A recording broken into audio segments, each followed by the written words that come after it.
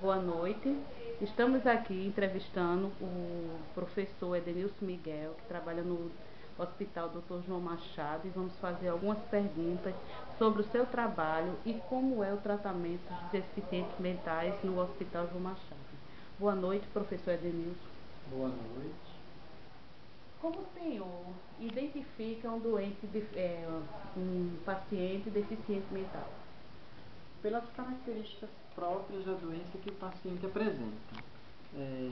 Que isso é bem relativo. Alguns pacientes eles têm isso bem característico, ao você olhar você já percebe que ele é doente mental. Outros pacientes são mais contidos, mas a família é muito importante na identificação dessas características. Qual o tratamento que o hospital oferece ao deficiente mental? Olha, o tratamento ele vai desde uma terapia até ao tratamento medicamentoso. Então, o paciente ele chega no hospital, geralmente a família o traz quando ele está em crise, ele é submetido a exames, e aí o médico diagnostica se ele será um paciente passivo de uma internação ou de ficar numa observação, ser medicado e ser liberado. Qual o comportamento dos deficientes mentais? O comportamento característico.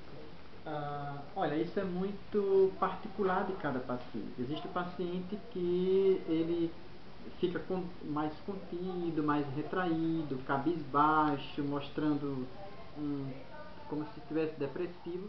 Existe aquele paciente que entra numa crise, quebrando tudo, batendo gente. Esse paciente geralmente ele chega no hospital porque começa a quebrar tudo em casa, a família se desespera. Você sabe que o paciente psiquiátrico tem alucinações, então ele começa a ver fantasmas, pessoas querendo matar, e quem se aproxima dele, para ele naquele momento é o inimigo.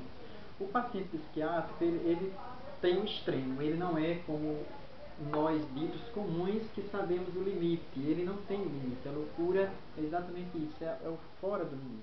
Prova disso, se você observar um paciente mental, ou ele está com muita roupa, 3, 4, 5 peças de roupa, ou ele está totalmente nu, porque ele não tem aquela ideia de limite. Então ele usa tudo muito ao extremo, ou para mais ou para menos. Ok. Dentro do seu conhecimento, existem diferentes graus de deficiência mental? Sim, existe a deficiência mental grave, existe a deficiência mental moderada, existe a deficiência mental média. Você pega, por exemplo, o paciente, nós temos no hospital hoje o paciente, eu não vou citar o nome por questões éticas, que ele come o próprio cocô.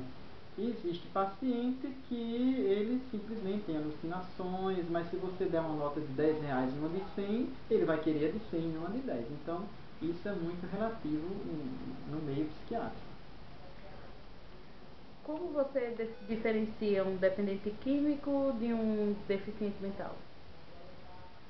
O deficiente mental, geralmente, ele é como criança, ele não tem noção do que ele está fazendo. É como se ele fosse um bebê que obedece a comandos, mais ou menos desse tipo. O paciente, o drogadito, o dependente químico, ele sabe o que ele está fazendo, ele muitas das vezes age pela maldade, pelo impulso do efeito da droga no seu organismo. O paciente psiquiátrico, geralmente, ele tem muitas alucinações.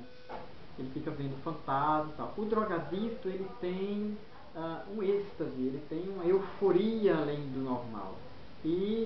Mas assim, a identificação é mais pelos depoimentos, por se ouvir a família.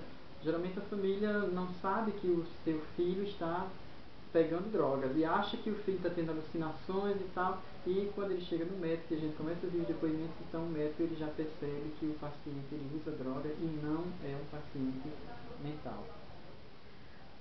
Qual a assistência que o hospital oferece para os deficientes mentais?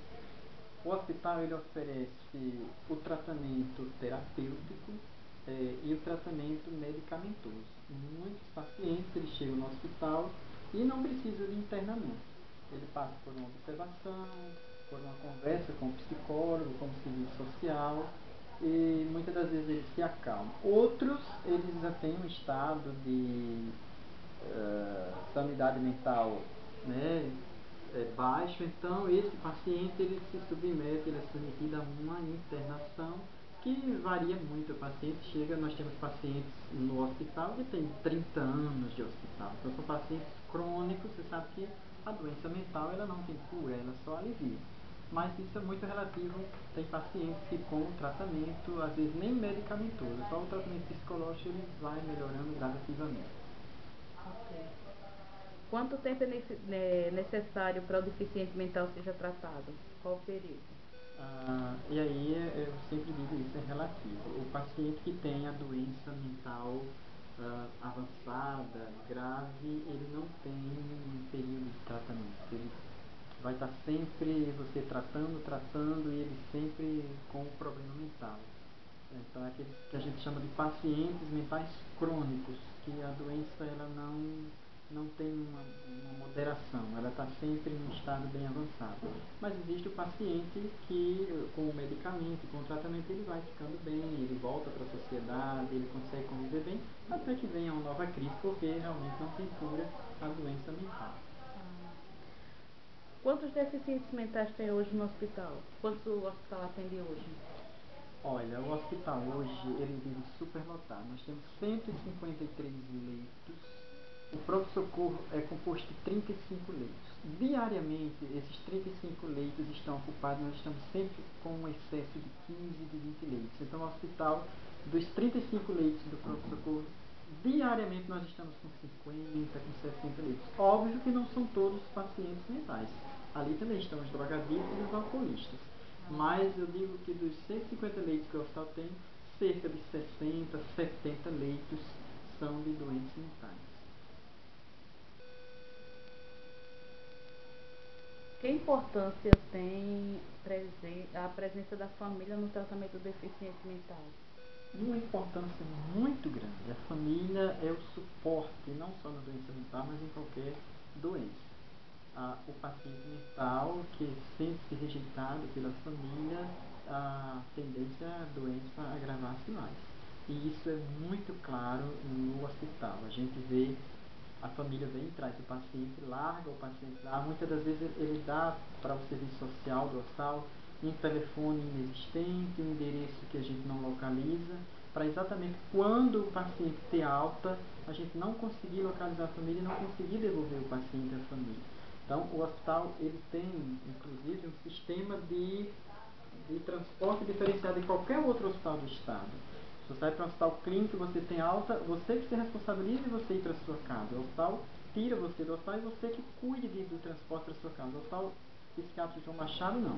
O paciente tem alta, contacta a família. Se não consegue localizar, se não consegue a família vir buscar, você fica 2, 3, 4 dias, uma semana chamando a família não aparece. O hospital pega o paciente, coloca dentro do transporte e vai deixar na casa. Muitas das vezes, ao chegar a essa casa, não existe, é um endereço errado, o telefone a gente não consegue fazer o contato e termina o paciente retornando ao hospital e o serviço social do hospital está anúncio em rádio, em televisão, fazer pesquisa, até descobrir a família do paciente.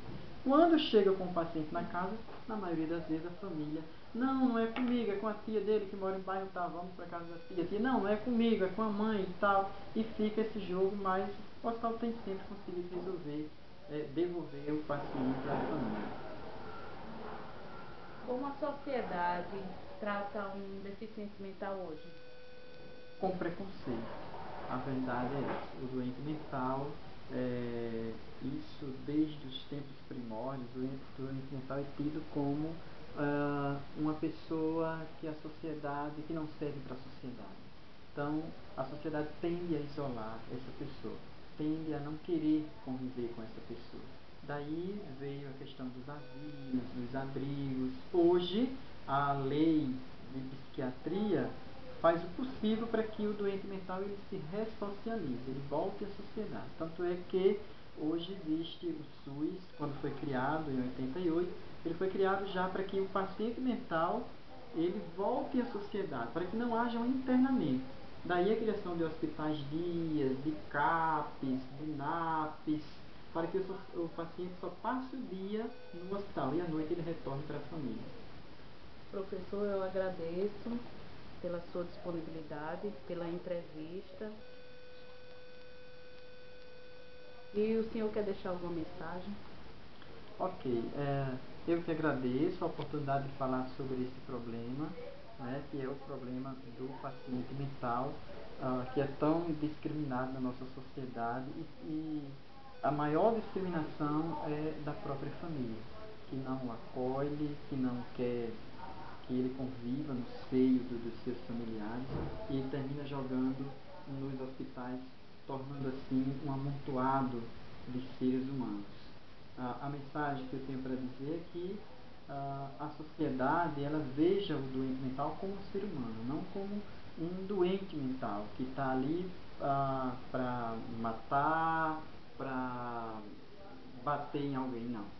O paciente mental ele não é esse indivíduo indigno de viver na sociedade, mas ele é um ser humano como qualquer outro que tem uma deficiência mental e que as pessoas não veem dessa forma. Então, que a sociedade ela se conscientize que o paciente mental ele é um ser humano como outro qualquer e que precisa de cuidados. É uma doença silenciosa, é uma doença que as pessoas o veem com discriminação. Então, a mensagem que eu deixo é essa: que a sociedade se conscientize e cuide dos seus doentes mentais. Muito obrigado.